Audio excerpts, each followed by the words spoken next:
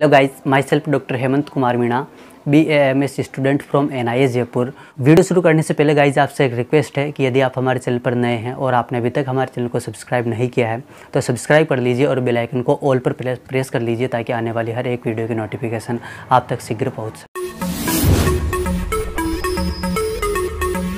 तो चलिए guys start करते हैं आज की वीडियो।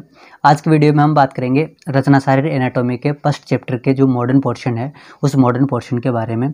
इससे पहले वाली जो वीडियो थी उसमें हमने इस फर्स्ट चैप्टर का जो आयुर्वेदिक पोर्शन है, आयुर्वेद वाला जो पार्ट है उसको कवर किया था। तो आपने यदि वो वीडियो नहीं देखी है तो इस वीडियो के डिस्क्रिप्शन में उसका लिंक है, वहाँ से जाकर के आप देख सकते हैं। तो आज का जो मॉडर्न पोर्शन है उसमें अपना सबसे पहला जो टॉपिक है वो है डेफिनेशन ऑफ एनाटॉमी। मतलब एनाटॉमी जो है उसकी डेफिनेशन क्या है।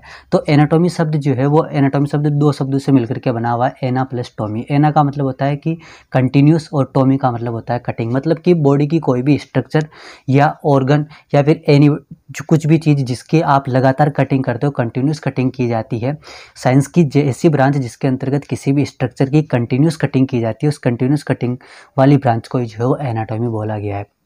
इसके अलावा और जो एनाटॉमी के अदर जो डेफिनेशन बताई गई है वो अलग अलग डेफिनेशन और है, जिसके अंदर सबसे पहली डेफिनेशन ये है कि the branch of science dealing with the structure of organism. मतलब कोई भी ऑर्गेनिज्म है, उस ऑर्गेनिज्म की स्ट्रक्चर के बारे में साइंस की जिस ब्रांच के अंदर डील किया जाता है, बताया जाता है, उसको अपन एनाटॉमी बोलते हैं। इसके अलावा एनाटॉमी क्या है कि anatomy is the science that deal with the structure of the human body. मतलब ह्यूमन बॉडी के एस्पेक्ट में अगर बात करें तो कोई भी स्ट्रक्चर है, उस स्ट्रक्चर को बताने वाली जो साइंस है, स्ट्रक्चर की जो एनाटॉमी, स्ट्रक्चर की जो रचना है, स्ट्रक्चर है उसके बारे में बताने वाली जो साइंस है उसी को एनाटॉमी बोला गया है।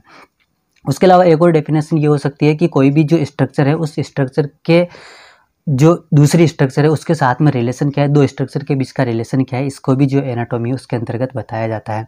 इसके बाद में गाइज जो सेकंड टॉपिक है वो सेकंड टॉपिक है सब डिवीज़न ऑफ एनाटॉमी। मतलब जो एनाटॉमी है उस एनाटॉमी के अलग अलग डिवीज़न किए गए, जिसके अंतर्गत सबसे पहला जो डिवीज़न का टाइप है वो है कैडेवरिक एनाटॉमी।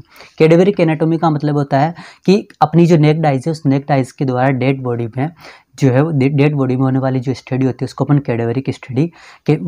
कैडेवरिक एनाटॉमी बोलते हैं। मतलब study on dead body usually with necked eyes. मतलब नेक्ड आइज के माध्यम से जो है वो डेड बॉडी पे स्टडी करना कैडेवरिक एनाटॉमी है। अब जो कैडेवरिक एनाटॉमी है वो टू पार्ट में डिवाइड, मतलब दो तरह से जो है वो इस डेड बॉडी के अंदर जो स्टडी है उस स्टडी को दो तरह से जो है समझा जा सकता है, या फिर बोल सकते हैं कि दो तरह से जो है वो उस डेड बॉडी के अंदर स्टडी की जाती है। जिसके अंतर्गत सबसे पहला तो रीजनल एनाटॉमी। नाम से पता चल रहा है कि एक स्पेसिफिक रीजन के अंदर जो स्टडी होती है उसको अपन रीजनल एनाटॉमी। और सिस्टमिक एनाटॉमी का मतलब होता है कि कोई भी स्टडी जो कि बॉडी के किसी एक पर्टिकुलर सिस्टम से रिलेटेड होती है, स्पेसिफिक सिस्टम से रिलेटेड होती है, उसके अंदर कोई पर्टिकुलर रीजन नहीं है बल्कि एक पूरा का पूरा सिस्टम की जो स्टडी होती है उसको अपन सिस्टमिक एनाटॉमी बोलते हैं।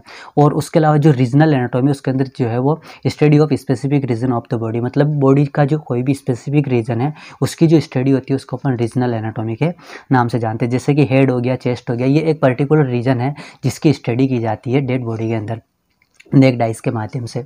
उसी तरह से अगर सिस्टमेटिक एनाटॉमी की बात करें तो इसमें जो स्केलेटल हो गया, उसके अलावा मस्कुलर सिस्टम हो गया, वरना माइकोलॉजी, ऑस्ट्रोलॉजी, ये सारे जो है वो इसकी जो है सिस्टमिक एनाटॉमी कहलाता है।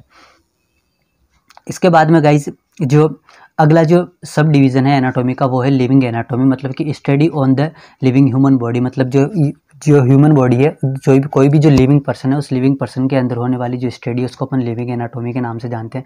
जैसे कि CT स्कैन हो गया, MRI हो गया, इनके अंदर क्या है कि कोई भी जो लिविंग बॉडी है उस लिविंग बॉडी में पर्टिकुलर उस CT स्कैन से एक एरिया को, एक सिस्टम को जो है वो इंडिकेट किया जाता है, उसके बारे में स्टडी की जाती है, इसलिए उसको अपन लिविंग एनाटॉमी बोलते हैं। यहाँ पर डेड बॉडी नहीं बल्कि लिविंग जो है वो ह्यूमन बॉडी को काम में लिया जाता है।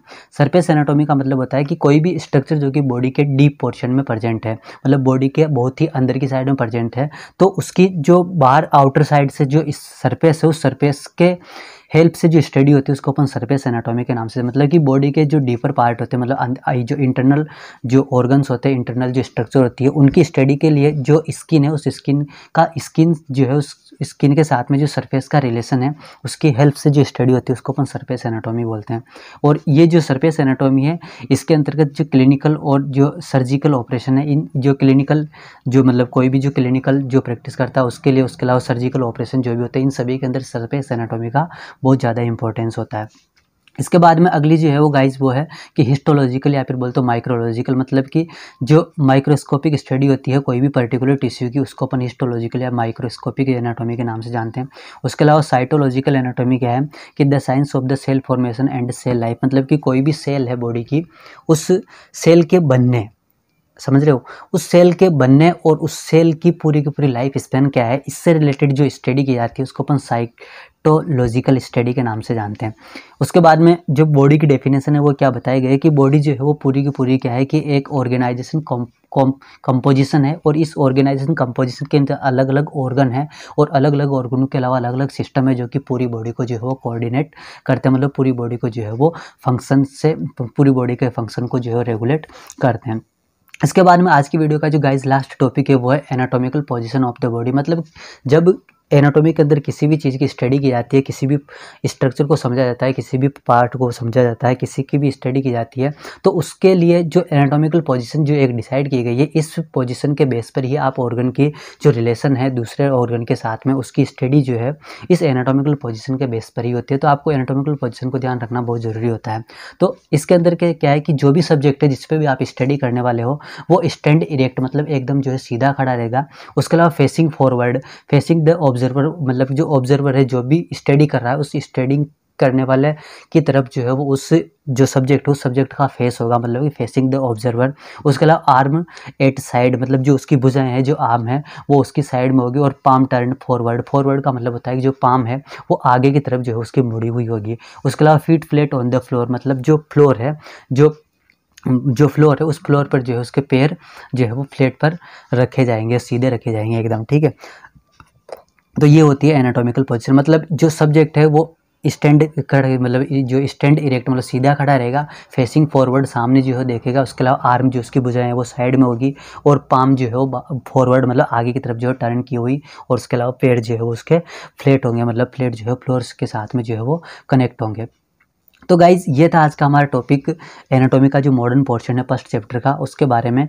इसके अलावा कुछ टॉपिक और बाकी है जो कि लास्ट जो इसका इस चैप्टर का जो लास्ट पोर्शन होगा, लास्ट पार्ट जो होगा उसके अंतर्गत कवर करेंगे। तो गाइज़ ये थी आज की हमारी वीडियो आपको अच्छी लगी हो तो एक लाइक ज़रूर करना, और यदि आप हमारे चैनल पर नए हैं और आपने अभी तक हमारे चैनल को सब्सक्राइब नहीं किया है तो सब्सक्राइब कर लीजिए और बेल आइकन को ऑल पर प्रेस कर लीजिए ताकि आने वाली हर एक वीडियो की नोटिफिकेशन आप तक जल्दी से जल्दी पहुँच जाए। Thank you so much guys.